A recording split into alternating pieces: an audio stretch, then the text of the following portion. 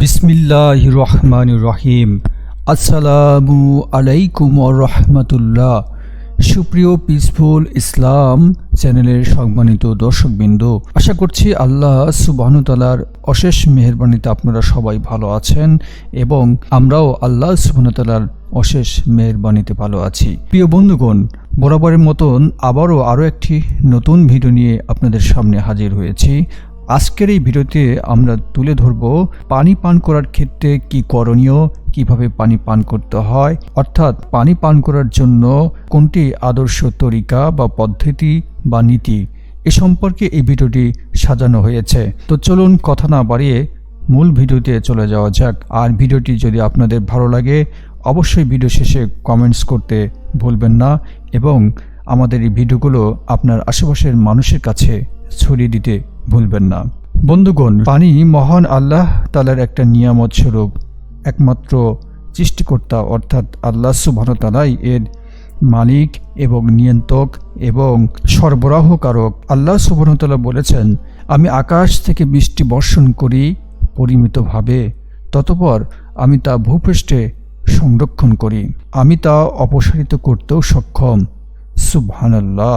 আর হাদিসেই পানি পান করার অনেক সুন্নতের কথা বলা হয়েছে। আবার তেমনি অনেক উপায় আছে যেভাবে পানি পান করলে সুন্নতের পরিপন্থী হয়ে যায়।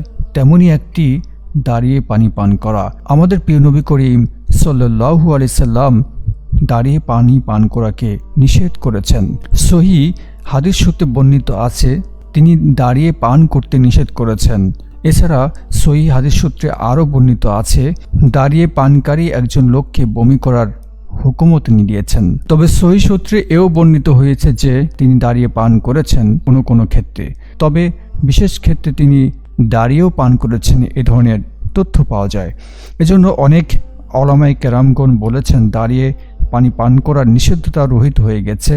আরও বলা হয়েছে নিষিদ্ধতার দ্বারা দাঁড়িয়ে পানি পান করা হারাম বোঝা যায়নি, বরং ভদ্রতার খেলাফ। আরও বলা হয়েছে তিনি প্রয়োজনবশত দাঁড়িয়ে পান করেছিলেন। পানি পান করার ব্যাপারে আরও আমাদের প্রিয় নবী করিম সাল্লাল্লাহু আলাইহি সাল্লাম নির্দেশনা দিয়েছেন। তিনি বলেছেন, তোমরা উটের ন্যায় এক নিঃশ্বাসে পানি পান করো না, বরং 2-3 নিঃশ্বাসে পান করো। আর যখন তোমরা পান করবে তখন বিসমিল্লাহ বলে পান করবে এবং পান শেষে আলহামদুলিল্লাহ বলবে। পানিপাত্র পান করার পর ঢেকে রাখারও আদেশ দিয়েছেন। এছাড়া তিনি আরও বলেছেন পানি পান করার সময় 3 নিঃশ্বাসে পান করো। আর তিনি বলতেন এই পদ্ধতি হচ্ছে অধিক তৃপ্তিদায়ক, অধিক পিপাসা নিবারক এবং অধিক স্বাচ্ছন্দ্যপূর্ণ।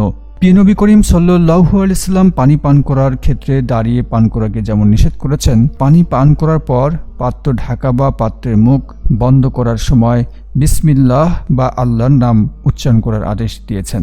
এছাড়া তিনি কলসি ডামে বড় পাত্রে সরাসরি মুখ লাগিয়ে পান করতে নিষেধ করেছেন। পাত্রে শ্বাস ফেলতে এবং তাতে ফু দিতে ও ভাঙ্গা পাত্রে এবং ছিদ্র বিশিষ্ট পাত্রের ছিদ্র হতে পান করতেও তিনি নিষেধ করেছেন। প্রিয় বন্ধুগণ, আমাদের প্রিয় নবী করিম সাল্লাল্লাহু আলাইহি সাল্লাম তিনি দাঁড়িয়ে পান করতে নিষেধ করেছেন। ঠিক তেমনই বিজ্ঞানও বলছে যে দাঁড়িয়ে পান করার অপকৃত অনেক। আয়ুর্বেদিক বিজ্ঞানীদের মতে দাঁড়িয়ে পান করলে পাকস্থলীর দেয়ালে অতিরিক্ত চাপ সৃষ্টি করে, মূত্রথলির ক্ষতি হয়, এছাড়া ফুসফুসের জটিলতা তৈরি হতে পারে। সুতরাং বুঝতেই পারছেন আমাদের প্রিয় নবী করিম সাল্লাল্লাহু আলাইহি সাল্লাম তিনি আমাদের যে শিক্ষা দিয়েছেন তার চেয়ে উত্তম শিক্ষা আর কি হতে পারে। তাই বন্ধুগণ, আমাদের ব্যক্তি জীবনে অবশ্যই আমাদের প্রিয় নবী করিম সাল্লাল্লাহু আলাইহি সাল্লামের আদর্শ বা তরিকা মতো চলার চেষ্টা করব ইনশাআল্লাহ। আল্লাহ সুবহানাহু ওয়া তাআলা আমাদেরকে সেই তৌফিক দান করুন। আমিন।